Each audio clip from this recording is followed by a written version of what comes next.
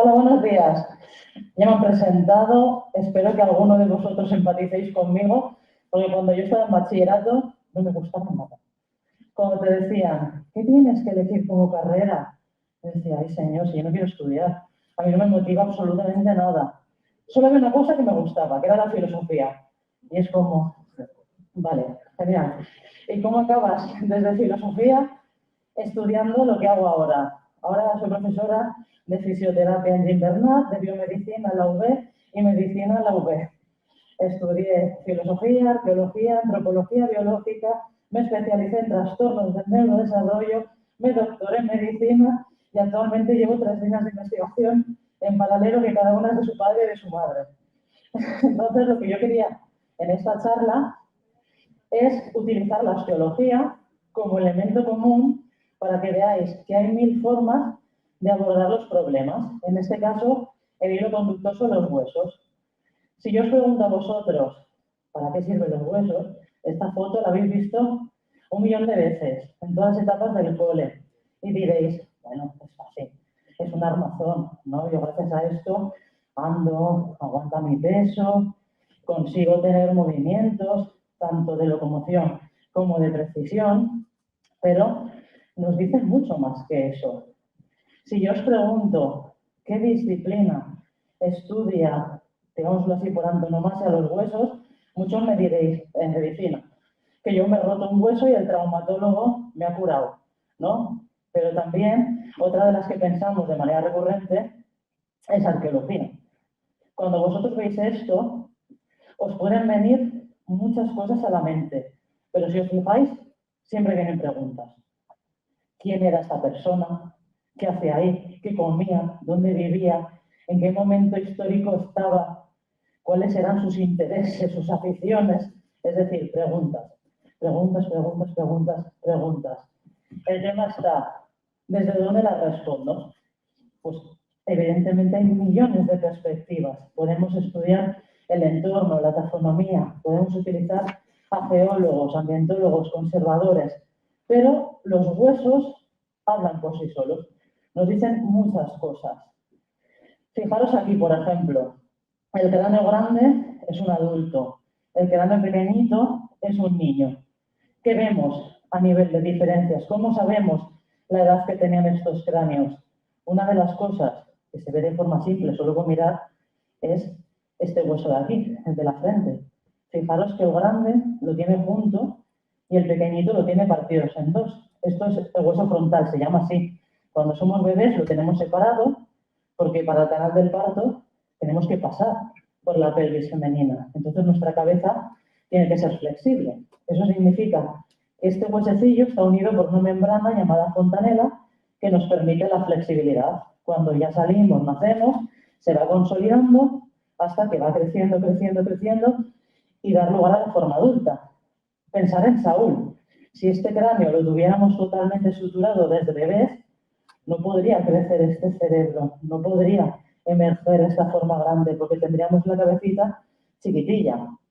Otra de las pistas que nos da este hueso, por ejemplo, y la edad, son los dientes.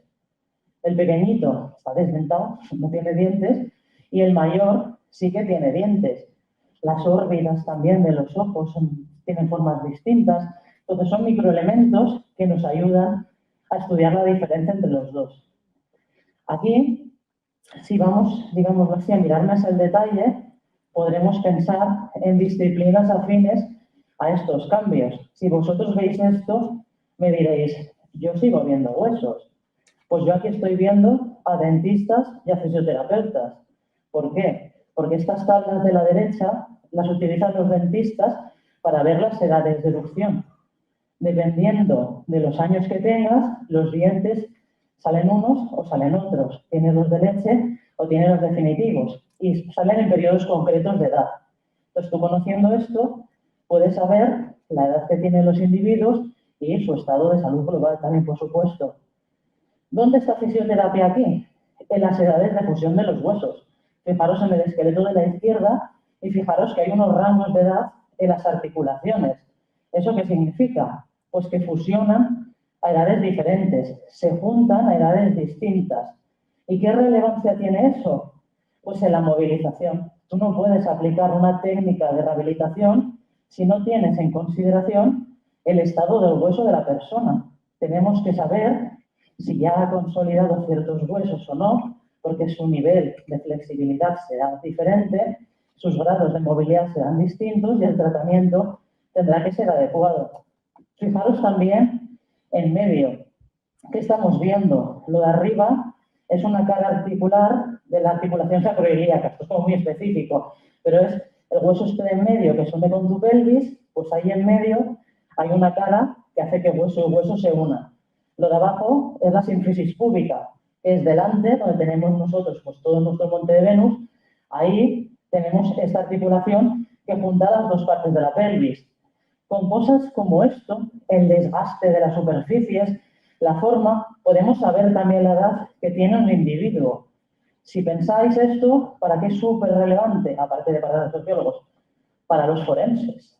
En caso de accidentes, sobre todo múltiples, aviones, etcétera, la identificación de los cuerpos y poder ver este tipo de diferencias es fundamental. Poder saber la edad que tenían y los márgenes en los que se movían. Entonces, eso es súper importante. Fijaros aquí también otro elemento del que nos hablan los huesos, que es las diferencias sexuales, las diferencias entre hombres y mujeres. Esto nos ayuda mucho a nivel médico, por ejemplo, a entender las diferencias de salud, porque las condiciones que tú tengas en tu esqueleto condicionan la patología que vas a tener asociada. Evidentemente, muchos otros factores, como el metabolismo, ¿no?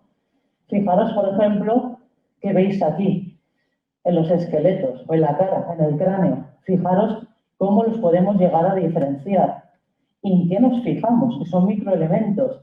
Por ejemplo, arriba que tenemos el cráneo masculino, fijaros en un elemento como esto, que se llama arco supraorbitario, que viene siendo lo que tú tienes, la ceja. Fijaros que es diferente en hombres y mujeres. También es diferente, por ejemplo, la mandíbula. Si miráis abajo, el ángulo de la mujer es mucho más abierto y el del hombre es más cerrado. También la forma global del cráneo, que varía mucho entre ambos sexos. La pelvis también varía muchísimo. Y esto es muy relevante, evidentemente, primero, para el bipedismo, porque estos cambios de la pelvis a nivel histórico cambian para que podamos andar y tener el parto. Y fijaros, entre ellos dos, como los elementos que más nos llaman la atención son, por ejemplo, los diámetros. Como una mujer tiene mucho más amplia la distancia entre los elementos. Por ejemplo, la espina isquiática de aquí a aquí, que es como el bultillo que hay en medio, es mucho más larga la distancia de la mujer que del hombre. Entonces, estos son cambios específicos que van a repercutir en su salud. Por ejemplo, en esto, ¿no? En que nosotros tenemos pues, un tipo de patología, en este caso del aparato reproductor, diferente a la masculina y hay que tenerlo en consideración. Otra cosa que nos enseñan los huesos es que no tiene sentido biológico ser racista. ¿Vale? Aquí dos disciplinas importantísimas que son la genética y la antropología cultural. Fijaros qué nos pasa. Tenemos muchas cabezas, os he puesto las cabezas, podemos haber puesto cualquier otra parte del cuerpo que demuestra que dependiendo de dónde seamos, dónde se hayamos nacido, tenemos un condicionamiento genético y ambiental diferente. Por tanto, lo que nosotros vemos representado en diferencias físicas es un cambio genético que realmente lo que nos viene a decir es sois todos iguales, pero cada uno ha sido de un sitio diferente. Entonces, fijaros la información, por ejemplo, que podemos extraer a través del análisis del aborigen australiano, que es el que está separado, o, por ejemplo, el europeo caucásico. Son cráneos muy distintos, pero todos están perfectamente adaptados a su ambiente y a su flujo génico, que es lo importante. Fijaros también qué más nos dice, por ejemplo, el cráneo. Si cogemos lo que nos iba diciendo Saúl, que nos enseña la parte de tractografía y tal, aquí lo que estamos viendo es un sistema de giros y surcos que nos dejan marca en el hueso. Entonces, yo estudiando el hueso, gracias a sistemas como la resonancia magnética y los TACs, lo que puedo hacer es simular el 3D del cerebro y poder saber cómo pensaban mis antepasados, mis ancestros, poder llegar a hacer inferencias cognitivas de su comportamiento. Aquí es importantísimo psicología, neurociencia, neuropsicología y, por supuesto, los físicos para ayudar a todo este tema a nivel de reconstrucción. Otra cosa que nos enseñan los huesos es que no tenían, o nuestros antepasados no tenían, tantos prejuicios sociales como nosotros. Es decir, vamos a peor. Fijaros, por ejemplo, este que está aquí a la izquierda y esto que está a la derecha. ¿Qué estamos viendo? Estamos viendo un anciano en la prehistoria. Y aquí lo primero que tenéis que pensar es enfermería, el cuidado.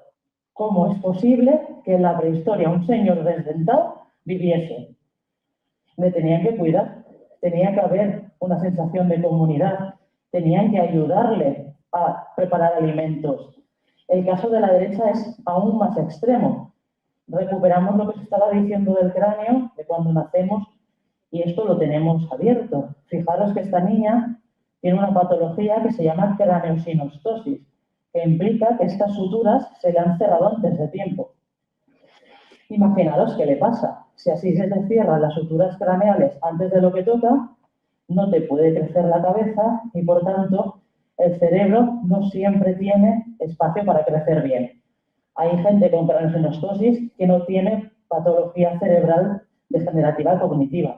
Otros sí. En este caso se cree que ella tenía una afectación cognitiva severa y vivió y creció y llegó a una edad que demuestra que está muy por encima de lo estimado de una persona con este tipo de patologías en épocas tan antiguas. Entonces vemos evidencias de cuidado extremo y podemos pensar, bueno, vale, a ver, es que convivieron con ella.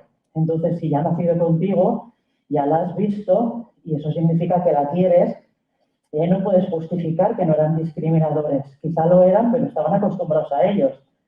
Pero fijaros este caso, por ejemplo, este caso también es un cráneo que llega a una cierta edad adulta y tiene pluridiscapacidad. ¿Por qué? Porque tenía problemas auditivos que se sospecha que le dejaron sordo y, como podéis ver, estaba amputado de un brazo. Y aún así consiguió llegar a una edad muy mayor, le cuidaron, porque evidentemente, fijaros que la amputación, el hueso está cerrado, o sea que está reabsorbida y ha seguido funcionando y viviendo en su entorno, así que estaba aceptado en un entorno social. ¿Qué nos están diciendo aquí los huesos? Que a nivel antiguo, la gente que estaba en la prehistoria no eran discriminadores, eran mucho más normalizadores que nosotros. Eso es muy interesante.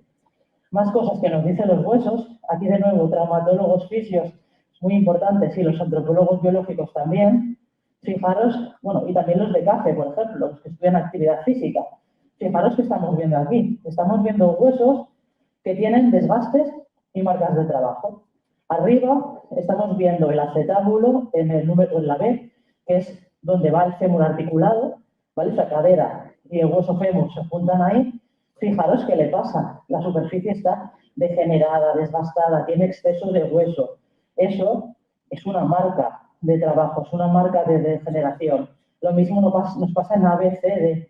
Estáis viendo la rodilla, estáis viendo el fémur y el contacto con la rótula. Fijaros el desgaste que tiene, que está totalmente, digámoslo, como brillante, liso. Este tipo de superficies nos muestran un trabajo excesivo de las articulaciones.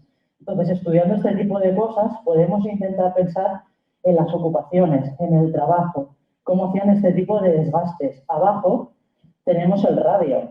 Esta parte del radio, este hueso que estáis viendo aquí, esta inserción, es la tuberosidad del bíceps. Si yo me meto en un gimnasio y me pongo a hacer bíceps a tope, voy tirando con el tendón del músculo del hueso. Y llega un punto en el que hago este exceso de hueso. En este caso, todo esto se llama entesis, ¿vale? Estas marcas, y se puede saber a través de ellas cómo estudiaban, o sea, cómo trabajaban las sociedades antiguas, por ejemplo. Entonces, para qué es muy importante todas las disciplinas que estudian el deporte y las ciencias de la salud para ayudarnos a mantener una salud equilibrada y entender este tipo de cosas. Fijaros en esto. Es un gorila, es que hace un gorila aquí. Pues zoología, veterinaria, es muy, muy importante para entendernos. Fijaros que como científica os he puesto ahí en Goodall, que es súper interesante, porque estuvo toda su vida viendo chimpancé y estudiando chimpancé. Y gracias a eso nos entendió mejor a los humanos. En este caso, veterinaria y zoología, entre otras disciplinas, biología también, que estudian animales, nos da mucha información. Fijaros que tiene el gorila en el cráneo. Tiene una cresta enorme. Nosotros no tenemos eso, ya habéis visto el otro cráneo. Entonces, estudiar elementos tipo esto nos da muchas pistas para entender cómo funcionamos nosotros. Por ejemplo, esta cresta sirve para aguantar el temporal, que es un músculo que ayuda a toda la musculatura masticatoria, ¿vale? Entonces, los gorilas son especies que tienen la musculatura masticatoria exageradísima y encima esto lo relacionas con un aumento de testosterona, que es lo que para ellos es dimorfismo sexual. Es decir, para un gorila alfa, el tener esto muy marcado, sexualmente hace que tenga mayor éxito reproductivo porque atrae a las hembras. Entonces, estudiando la proporción de este hueso y de los músculos que se insertan en ellos, en humanos y en animales, podemos entender mejor cómo funcionamos nosotros. Esto cuesta mucho de entender, pero por ejemplo, yo hice la tesis doctoral en ligamentos de la muñeca, y diréis, qué cosa más rara. Pero justamente estudiando cómo funcionan en los diferentes primates, que son especies genéticamente cercanas, la locomoción, sus extremidades, podemos saber para qué sirven nuestros ligamentos. Los ligamentos sencillamente son fibrillas de colágeno que están haciendo un bloqueo pasivo de nuestra movilidad. Podéis pensar, ¿cómo es posible que en el siglo XXI haya funciones de los ligamentos que no se conozcan? Pues si los hemos tenido toda la vida. Claro, pero no se han mirado desde la perspectiva adecuada. Si sabemos para qué le sirven a un orangután, que es el bicho este marrón que está ahí a la derecha, los ligamentos, que sabemos que le limitan la suspensión, las fuerzas de tracción cuando está colgada, si sabemos para qué sirven a un chimpancé o a un gorila cuando están en el suelo y están haciendo fuerzas de compresión en la muñeca y necesitan bloquear la articulación, podemos hacer inferencias a conocernos nosotros, a estudiarnos nosotros. Y lo podemos aplicar, fijaros, en conservación de las especies. Porque si yo conozco todo esto, puedo saber cómo adecuar un zoo, cómo adaptar un zoo para que las especies que estén dentro tengan una mejor calidad de vida y sus articulaciones, su cuerpo y todo su aparato esté de la mejor forma posible. También me puede servir para hacer inferencia clínica. Y, por ejemplo, si estoy en una cirugía de muñeca, saber qué estructuras tengo que cortar y qué estructuras no tengo que cortar. Porque a veces, cuando vayáis metiéndose en ciencia, lo veréis, hay muchas veces que hacemos intervenciones en base a ensayos y errores y estudios de laboratorio, pero no tenemos la perspectiva biológica. No pensamos en para qué nos sirve eso que estamos cortando. Y cuando lo descubrimos, cambia el paradigma clínico. Por eso es tan importante que tengamos la mente abierta y que miremos todo desde diferentes perspectivas. Por eso un poco la esencia que yo tenía en la charla es que no os preocupéis si estáis perdidos, si no sabéis qué carrera coger, si tenéis duda entre tres, porque al final, o peor aún, o si lo tenéis clarísimo y no entráis en esa carrera, porque al final te reencaminas y puedes llegar a hacer exactamente lo mismo desde 1 millón de sitios. Y eso os quería contar. Muchas gracias.